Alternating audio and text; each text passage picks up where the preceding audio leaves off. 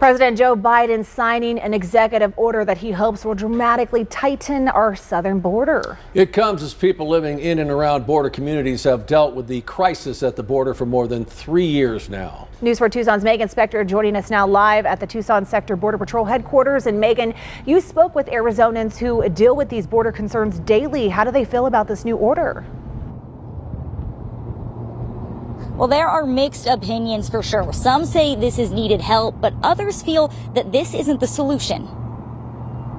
The executive action will bar migrants who cross our southern border unlawfully from receiving asylum when encounters at the border reach a new daily threshold of 2,500. But this poses the questions: how much will this really help our border communities, and what does this mean for asylum seekers? Imagine what it would take to leave behind everything you know, to go to a place where you don't speak the language, you don't know the customs or the culture. Then you encounter the space that's supposed to be a place of refuge has actually shut its doors to you. I spoke with the managing attorney of the Florence Project's Border Action Team, who works daily with asylum seekers. She believes this policy won't work. Most of the problems are rooted in lack of investment in resources and infrastructure to help people be welcomed into this country in a fair way that allows them a fair process. The goal with this order is to address the influx of illegal crossings that ultimately falls onto our border communities. Every day that we ignore what's going on our borders, every day that we don't prioritize what's going on our border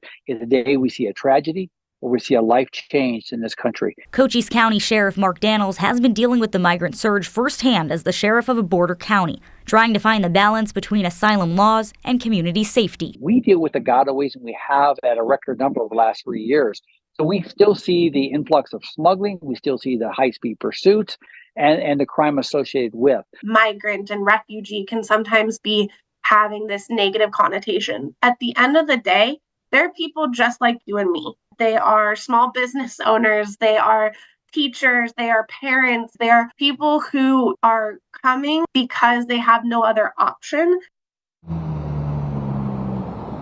The Florence Project and other officials I spoke with here in Arizona say that it really boils down to funding and resources, and they're hoping that that becomes priority next. Reporting live from the Border Patrol Tucson Sector, Megan Spector, News 4, Tucson. Thank you, Megan. This sweeping policy change